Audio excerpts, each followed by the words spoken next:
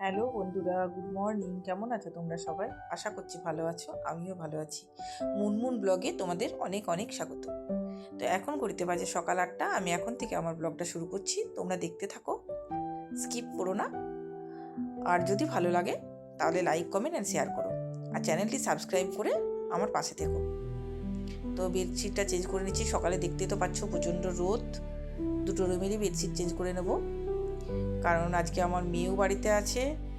সকালে টিফিন বানাতে হয়নি, একটু সময় ছিল। আর ওর বাবা তো আছেই, ওর বাবা যাবে 10:30টায়। ওর বাবা রান্নাটা করব, রান্নারও অতটা চাপ নেই আজকে। ওর বাবার শরীরটা খুব একটা ভালো নেই, বললো ডাল ভাত আর আলু সেদ্ধ খেয়ে যাবো। তা বললাম ঠিক আছে, তাহলে আমি একটুখানি কাজগুলো করে নিই, তারপরেই বসাবো, হয়ে যাবে 10:30টার মধ্যে। তো এই দেখো, এই ঘরটাও কমপ্লিট হয়ে গেল। এরপর আমি নেক্সট রুমে চলে যাব, এটাও বেডশিটটা চেঞ্জ করে নেবো। 2-3 দিন পর কাচবো, কিন্তু চেঞ্জ করে রেখে দিলাম, কারণ আমার ভালো লাগে না বেশি দিন পেতে রাখতে। আমি 15 দিন অন্তর অন্তর চেঞ্জ করে দিই। তো কিচেনেও কিছু বাসন টাসন ছিল, চাটা খেয়েছি সকালবেলা, সেগুলো সব ধোয়াধুয়ি করে নিচ্ছি। তো তারপরে একদিকে আমি ভাতও বসিয়ে দিয়েছি আর ডালও বসিয়ে দিয়েছি, আর কাঁচা পোস্ত আর টক দই এ দিয়ে আমার পর খেয়ে যাবে, কারণ ওর শরীরটা ভালো নেই, তোমাদেরকে তো বললাম। আর পোস্ত আমি একটু বেশি করে বেটে রেখে দিয়েছি, কারণ অল্প পোস্ত মিক্সিতে ভালো বাটা যায় না, তাই একটু বেশি করে পোস্ত বেটেছি। আর এমনিতেও আমি একটু পোস্ত বাটলে একটু বেশি করেই বাটি, কারণ আমাদের পোস্তটা মানে ডেলি লাগে। পোস্ত, আলু পোস্ত, টমেটো পোস্ত, যে কোনো পোস্ত মানে আমাদের চাই। তো আমরা বরাবর খেয়ে এসেছি, তো আমাদের মানে পোস্ত না হলে কেমন, মানে এখানের কলকাতাতে দেখি সবারই মাছ না হলে চলে না, আমাদের আবার পোস্ত না হলে চলে না, এরকম আমাদের এক একজনের এক এক রকম। তো টেবিলটা একটু পরিষ্কার করে নিচ্ছি, কারণ টেবিলের মধ্যে তো সব কিছু করি, সবজি টবজি কাটি, নোংরা হয়, তারপর আটা মাখি, সব কিছু করি। কারণ আমার কোমর ব্যথা হয়, আমি নিচে বসতে পারি না, আমি এই জন্যে মানে দাঁড়িয়ে দাঁড়িয়ে সব কাজ করে নিই। ভাতে জল দিয়ে দিলাম, ভাতটা প্রায় হয়ে এসেছে।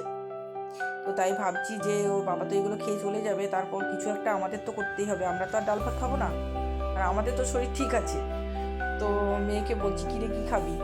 তো বলছে যে মাম্মা মাটন খাবো। তো ঠিক আছে, তাহলে দেখি, এমনিতে করা হয় না, ওর বাবা বাড়িতে থাকলে মাটন খায় না ও, আর গন্ধ নিতে পারে না, মানে খুব অসুবিধা হয়।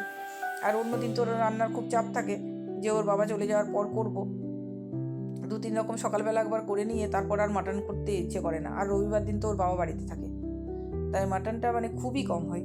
তাই আজ ভাবলাম ঠিক আছে, ওর বাবা চলে যাওয়ার পর আজকে মাটনটাই করবো। তাই অনলাইনে বললাম অর্ডার দিতে, কারণ হরিণঘাটার মাটনটা আমরা ভালোবাসি। হরিণঘাটার মাটন চিকেন দুটোই আমাদের খুব ভালো লাগে, আমরা বাইরের এনে খাই না খুব একটা। তো ভিম লিকুইডটাও ঢেলে নিচ্ছি। আমার ডাল ভাত প্রায় মানে হয়ে এলো দেখতে পেলে।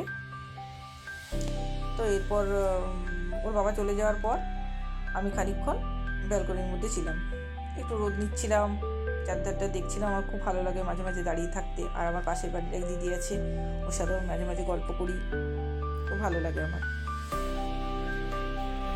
তো একটানা কাজ করার পর খানিকক্ষণ রেস্ট নিলাম আর কি। তো অনেকক্ষণ পর আবার চলে এলাম কিচেনে। মাটন কষা হয়ে গেছে অনেকক্ষণ পর, কিন্তু এবার ভিডিওটা করছি আমি। তো মাঝে অনেক কাজও হয়েছে। এরপর কুকারে দিয়ে দেবো, কষা হয়ে গেছে মাটন, কুকারে দিয়ে দেবো। এরপর কিচেনটা ক্লিন করে আমি স্নানে চলে যাব।